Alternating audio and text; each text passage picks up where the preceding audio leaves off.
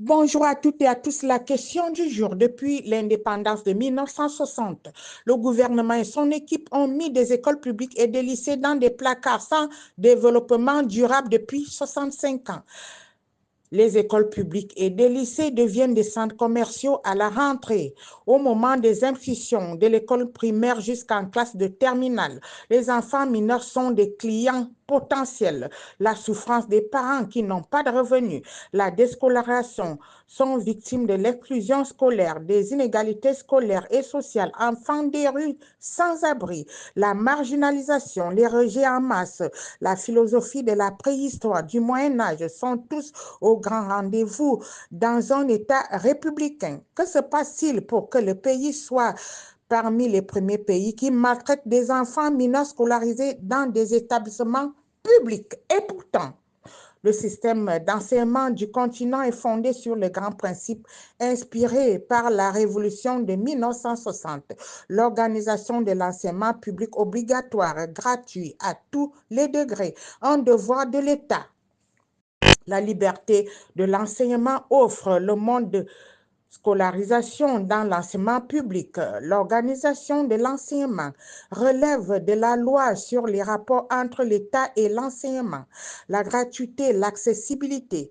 Le principe de gratuité de l'enseignement est fixé par des lois et pour des valeurs de la République. La neutralité. Dans l'enseignement public, tous les enseignants doivent s'abstenir de manifester dans l'exercice de leurs fonctions. Le Code de l'éducation dispose que la mission première de l'école est de faire partager aux élèves les valeurs de la République avec la liberté, l'égalité, l'équité et la fraternité. Le service public de l'éducation fait acquérir à tous les élèves le respect de l'égale dignité, de l'être humain, de la liberté de conscience. L'obligation scolaire, inscription obligatoire est donnée dans les établissements publics. Cette inscription obligatoire assure prioritairement l'éducation, le respect des valeurs de la République à l'école. Tous les établissements publics doivent être assurés et gratuits. Respecter la chasse prévue de la loi en éducation civique se doit pas faire l'objet d'une éthique en milieu scolaire. L'école est laïque. La nation confie à l'école publique des missions à faire. Les enseignants partagent aux élèves des valeurs de la République. Le continent est une république démocratique sociale.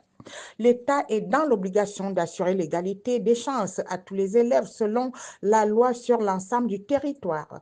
Leurs règles doivent être connues et approuvées de tous par les enfants et les enseignants. L'État respecte le principe du système éducatif, liberté de l'enseignement, gratuité, neutralité, etc. Les élèves de l'éducation nationale suivent un cours classique permettant aux élèves de suivre un véritable mouvement pédagogique. La fondatrice revendique les droits fondamentaux des enfants des écoles publiques qui doivent répondre aux normes pour permettre à l'élève de comprendre ses bienfaits, ses talents, sa passion sur le plan national et international. L'enfant a besoin notamment des encouragements pour aimer l'école. Il respecte ses besoins personnels, lui permettant d'apprendre son expérience.